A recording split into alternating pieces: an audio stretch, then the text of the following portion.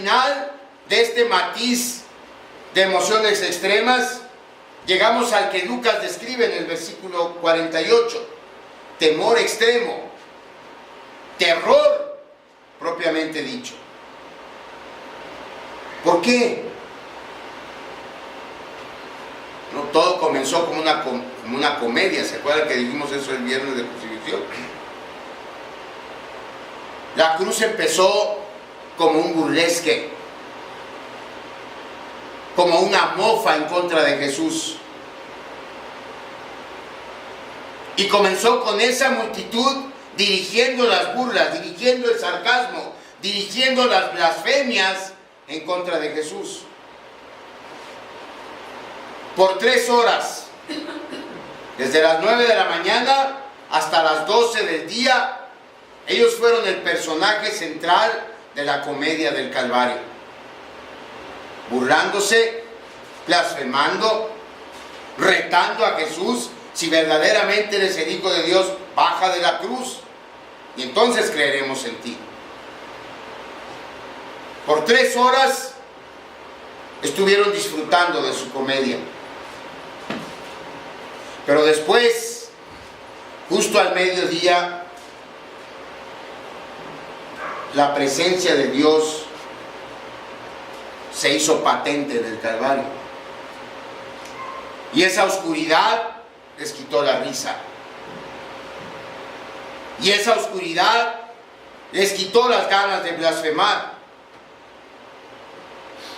Y esa oscuridad transformó la comedia en una tragedia. Porque hablábamos el viernes, no es que se hubiera hecho de noche y la luna estuviera y las estrellas estuvieran. Era una total oscuridad, era una oscuridad sobrenatural.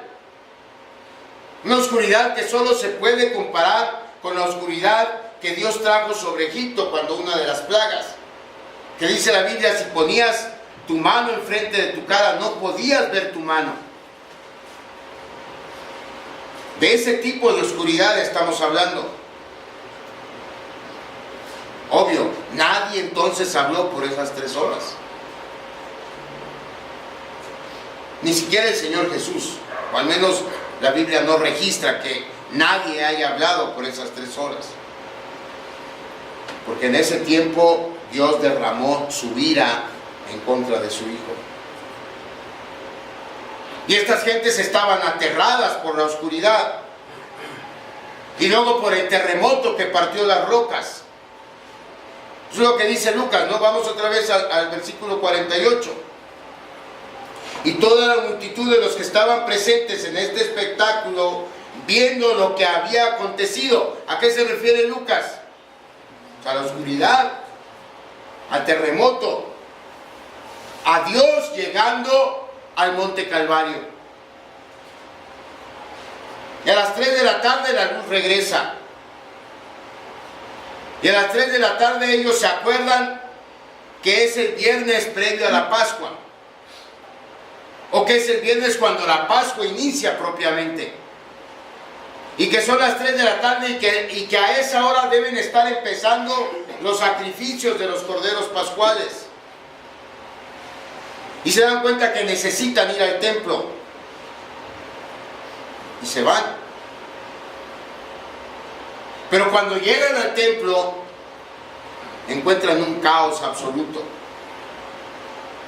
Encuentran a decenas de miles de animales listos para ser sacrificados. Pero el grupo de sacerdotes que se supone tendrían que estar ya sacrificándolos, están paralizados de horror. ¿Por qué? Porque el templo del velo se rasgó. ¿Qué dije? Perdón. El velo del templo se rasgó. De arriba abajo. Y usted puede decir que tiene que ver con que el velo se rasgue. Al rasgarse el velo quedó expuesto el lugar santísimo. Y el lugar santísimo para los judíos era un lugar de terror, porque ahí estaba la presencia de Dios. Nadie podía entrar a ese lugar. Solamente el sumo sacerdote una vez al año. Y tenía que estar unos minutos nada más, rociar la sangre sobre el altar y salirse. ¿Saben que una de las ordenanzas del Antiguo Testamento para los sumos sacerdotes era que en el borde de su vestimenta tenían que llevar campanillas? Esas campanillas servían de alarma, es decir, mientras la gente o escuchara, porque no lo podía ver, pero mientras la gente escuchara las campanillas, quería decir que el sacerdote estaba vivo y que estaba haciendo lo que se suponía que tenía que hacer. Pero recuerden, antes de entrar al lugar santísimo, él tenía primero que pedir perdón por sus pecados, purificarse y entrar al lugar santísimo. El riesgo era que si no se había purificado, en ese momento se moría. Y cuando la gente no oía las campanillas, malo el asunto, porque quería decir que el sumo sacerdote había muerto. Así de terrorífico era ese lugar, era la presencia de Dios. Entonces, ¿qué estarían pensando todos los sacerdotes cuando el lugar santísimo había estado expuesto? ¿En qué momento vamos a caer todos fulminados? No habían entendido que con la muerte de Cristo el lugar a la presencia de Dios, el acceso a la presencia de Dios había quedado abierto. Eso simbolizaba el velo rasgado. Que ahora tenemos solamente un sumo sacerdote, y ese sumo sacerdote, que es Jesús, abrió el acceso a la presencia de Dios. Pero en ese momento no lo sabían. Ellos estaban aterrorizados porque pensaban que se iban a morir. Así que podemos imaginar el caos en el templo. Decenas de miles de animales que se suponía iban a estar empezando a ser sacrificados vivos y balando por el terremoto, por las carreras, por los alaridos.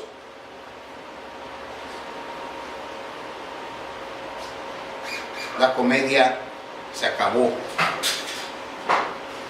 Pánico era lo que sentía la gente, terror.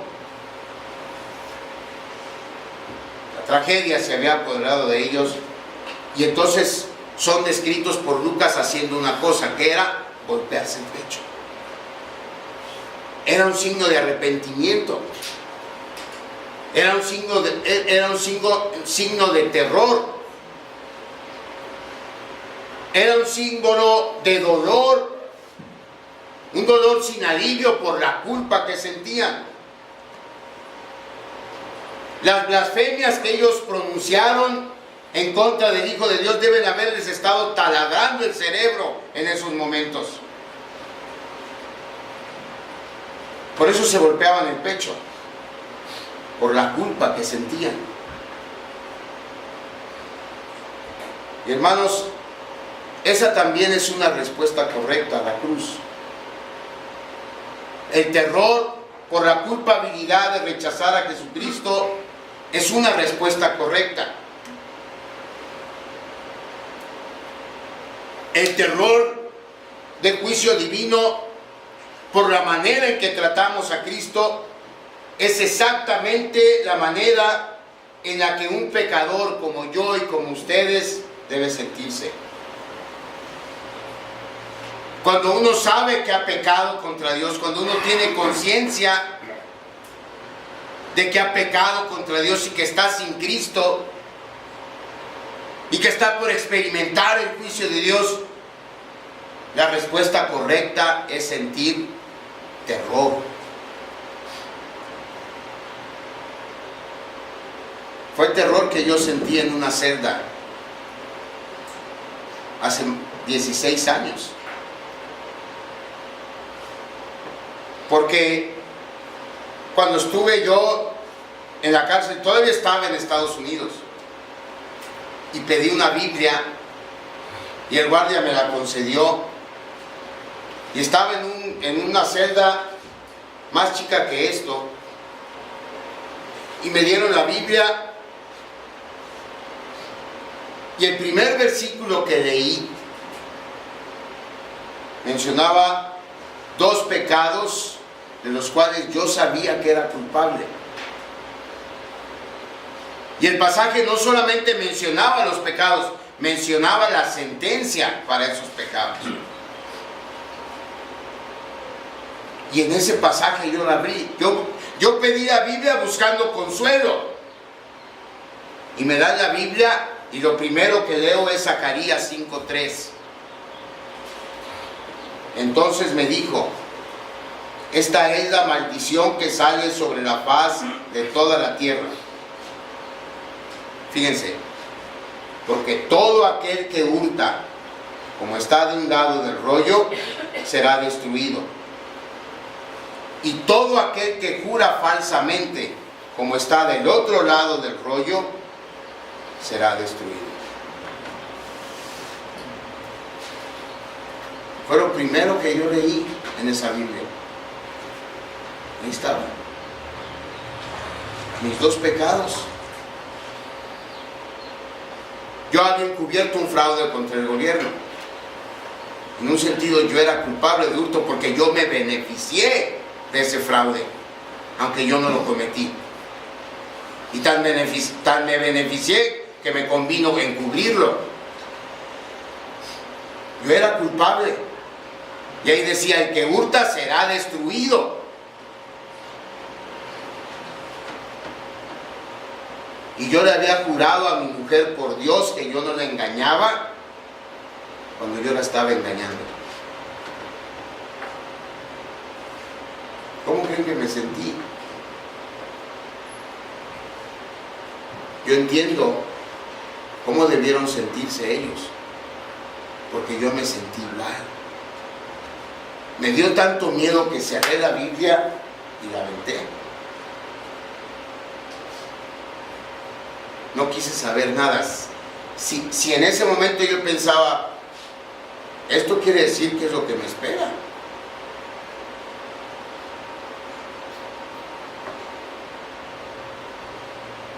Pero ese terror que uno siente, aunque no lo parezca, es parte de la gracia de Dios. Porque ese terror es una preparación para lo que viene después. En el caso de esta multitud, la culpabilidad que sintieron ese día se incrementaría con el paso del tiempo. Porque cada vez se haría más insoportable el recuerdo de las blasfemias y de los golpes en contra del Hijo de Dios. Conforme pasaron los días, tenían que haberse acordado que ellos dijeron que su sangre caiga sobre nosotros y sobre nuestros hijos.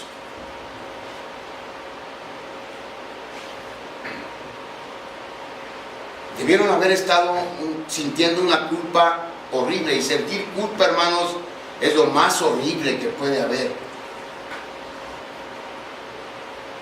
Y cuando sientes culpa sabiendo que estás ante el juicio de Dios, te da más miedo aún.